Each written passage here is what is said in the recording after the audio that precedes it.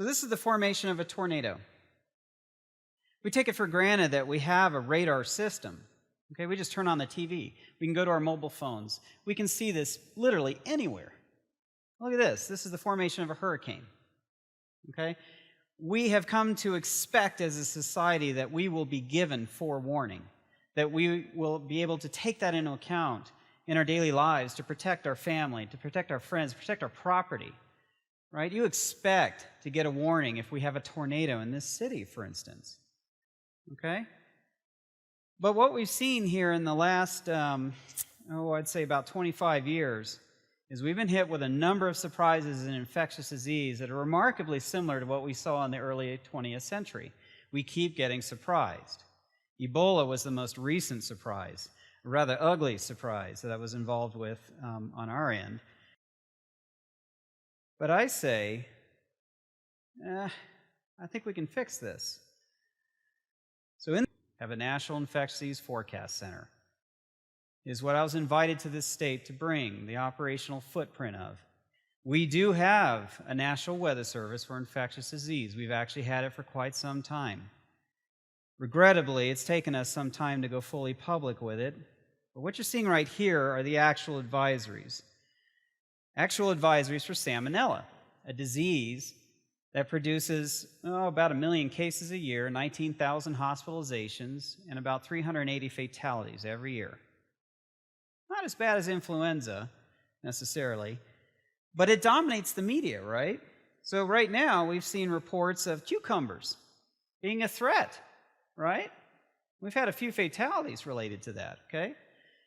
We just witnessed a CEO of the Peanut Corporation of America get an unprecedented prison sentence of 28 years for his role in a salmonella outbreak in the mid-2000s that killed some folks. So this is a pretty important pathogen. And all of industry has been sent a warning from the federal government that basically enough is enough. We need to get ahead of these problems somehow. Partly cloudy skies with a chance of diarrhea. But look at this map. Hot spots, just like a weather map. I'm telling you, a forecast. So we just moved in that figure from the colorized portion of the last 2 months into the black and white, which is the plus 2 months. That was an actual forecast that was validated, or is validating, I should say. So the question here is if I gave you your forecast, would that change anything, one iota of your behavior? I'm counting on a yes to that. If you think about meteorology, everybody uses weather data in their daily lives to different effect.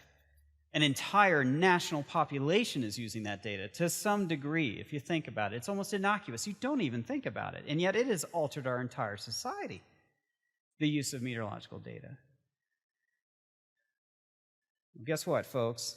There's another bit of data that's about to change our lives. Welcome to your National Infectious Disease Forecast Center.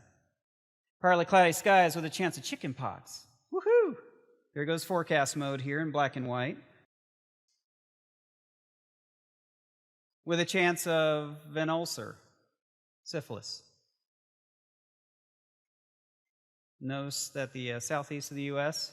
is a problem area. No one from the south, I hope. Streptococcus, bacterial pneumonia, in other words. Rabies in animals. Potentially lethal disease if you get exposed to it and don't think of rabies. Whooping cough. Pacific Northwest, please, for heaven's sake, vaccinate your kids. Subject of another TED Talk, vaccination. We won't go there. Meningococcal disease, a rare but potentially lethal disease. See that in the media, right? So what if I told you your state is turning into a hot spot? What would you do? This is Lyme disease here. Would you contemplate vaccination? Would you contemplate putting on insect repellent? Chlamydia, the gift that keeps on giving.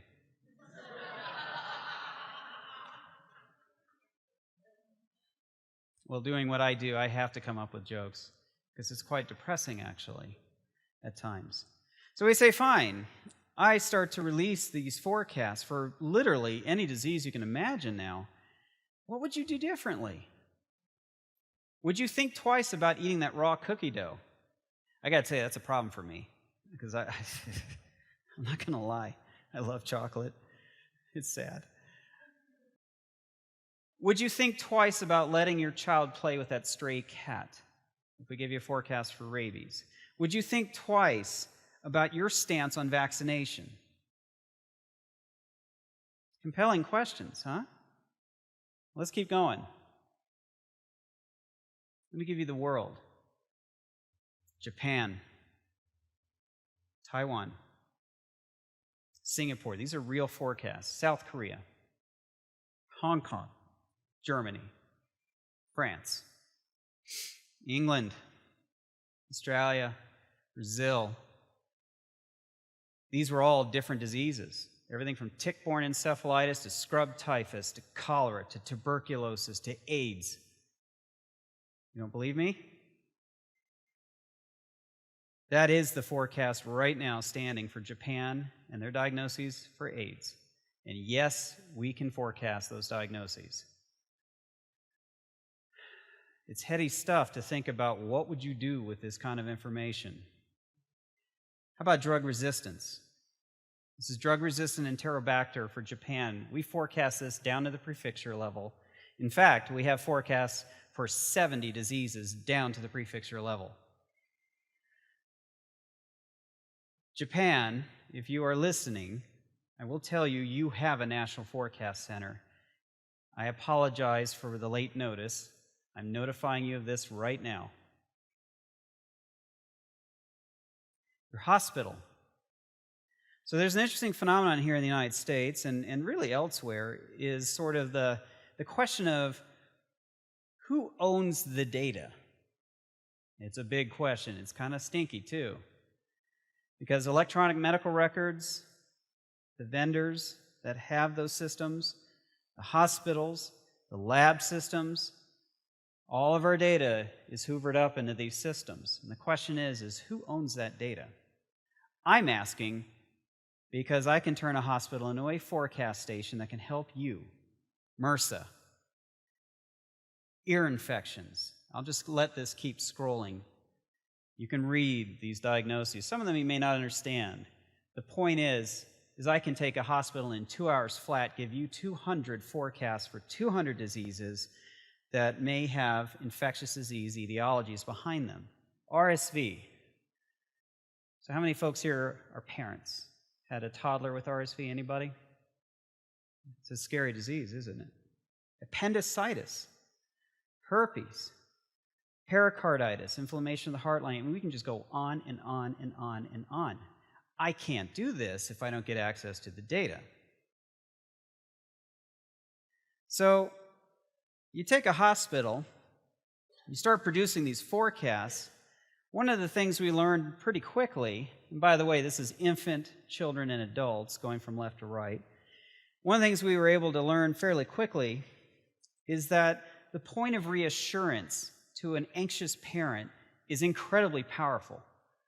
If I have a mom who comes in and her child has blisters on the palms of their hands and feet, and their throat just looks raw, and they've been running a temperature of 104.5, and that mom has been up all night long, and this kid is acting like they're trying to die on him.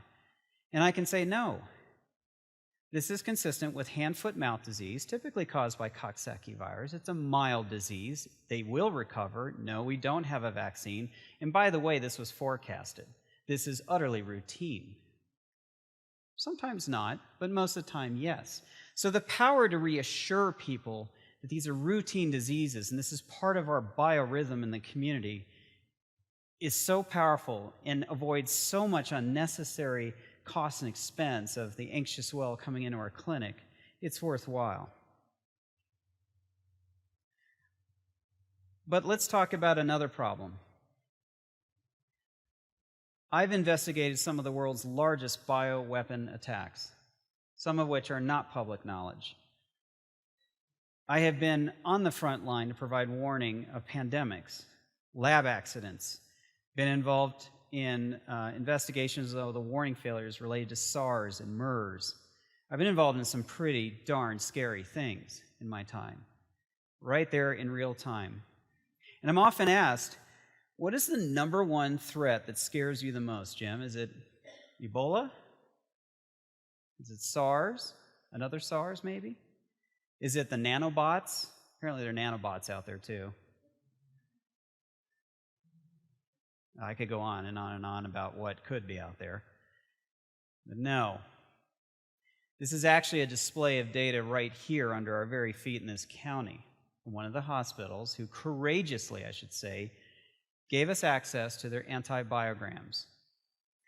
What are antibiograms, you say? Well, this is the profile of drug resistance in that facility. They courageously gave it to us so that we could produce forecasts. And these forecasts can then tell us where are we headed with our drug resistance problem in this county. This is E. coli, the number one cause of urinary tract infections.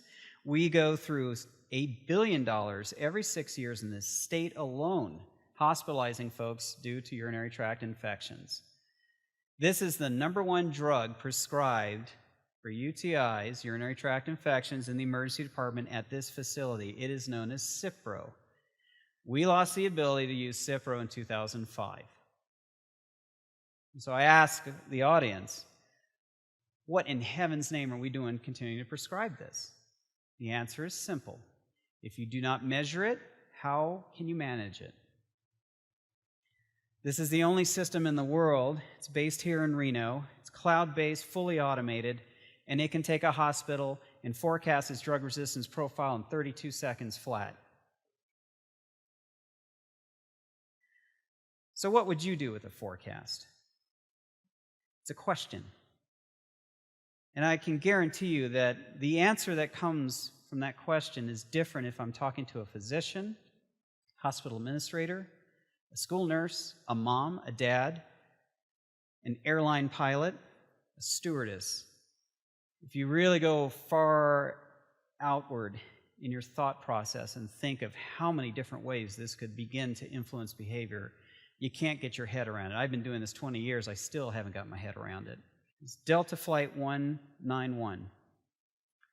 Those of us who are a little bit older remember that day in 1985 when a full aircraft was inbound at DFW Airport in Dallas. The pilots ignored a forecast calling for a severe thunderstorm. They decided to fly through it on their approach. They hit a microburst, and the microburst pancaked the aircraft into the ground ahead of the tarmac, killing most of the people on board. Millions of dollars in lawsuit. The courts found that Delta Airlines was responsible because the pilots had access to a forecast and chose to ignore it. It changed the airline industry that day. The thought that we could actually forecast microbursts from now on. You have just heard a talk announcing to the entire world, we now have operational forecasts for infectious disease. There are no more excuses. We can get ahead of drug resistance. We can get ahead of these outbreaks. We can get ahead of these epidemics, and we can dispel the fear once and for all. Thank you.